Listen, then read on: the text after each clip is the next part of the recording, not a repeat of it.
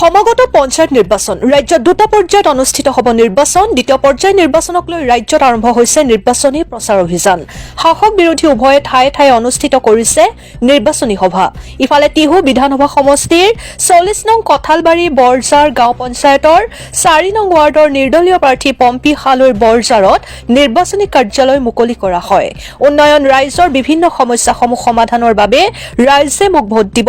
মন্তব্য নিৰ্দলীয় প্ৰাৰ্থী পম্পী হালৈ কাৰ্যালয় মুকলি অনুষ্ঠানত উপস্থিত থাকে ওবিসি বোৰ্ডৰ অধ্যক্ষ হৰিদাস ৰাজবংশী লগতে কেইবাজনো বিশিষ্ট ব্যক্তি ব্যুৰো ৰিপৰ্ট অৰুণোদয় আসাম মোৰ নাম শ্ৰী পম্পী হালৈ মই 40 নং কঠালবাৰী বৰজাৰ গাঁও পঞ্চায়তৰ 4 নং ৱাৰ্ডৰ পৰা প্ৰতিদ্বন্দ্বিতা কৰিব বিচাৰিছোঁ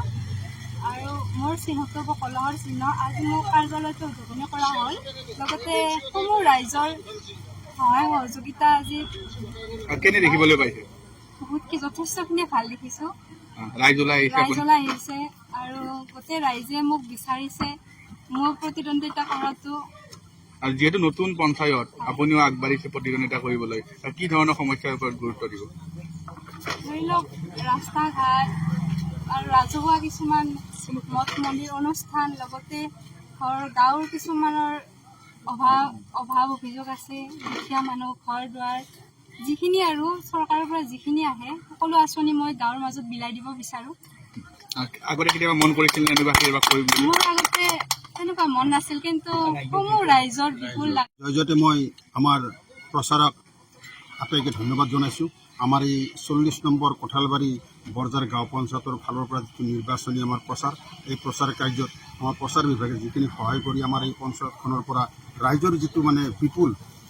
সঁহাৰি আৰু ৰাইজৰ যিটো উৎসাহ উদ্দীপনা সঁচাকৈ সন্তোষজনক আমি বিভিন্ন প্ৰান্তত আমাৰ এই 40 নম্বৰ কঠালবাৰী বৰজাৰ গাঁও পঞ্চায়তখনৰ বিভিন্ন বুথত মিটিং কৰিছোঁ আৰু মিটিঙত ৰাইজৰ উপস্থিতি এইটো বুজাই দিছে যে এইবাৰ আপোনাৰ গাঁও পঞ্চায়তত আমাৰ টিহু সমষ্টিৰ ভিতৰত আমি এই কঠালবাৰী বৰজাৰ মানে গাঁও পঞ্চায়তখনে আটাইতকৈ বেছি ভোটেৰে চাৰৰ হাত শক্তিশালী কৰিম বুলি আমাৰ ৰাইজ সংকল্পবদ্ধ হৈছে আৰু আজি এই চেগতে মই এই বৰজাৰৰ 56 নং বুথৰ 4 নং খণ্ডৰ যিটো আমাৰ সদস্য মানে প্ৰতিদ্বন্দ্বিতা আগবঢ়াইছে আমাৰ নিৰ্দলীয় প্ৰাৰ্থী পম্পী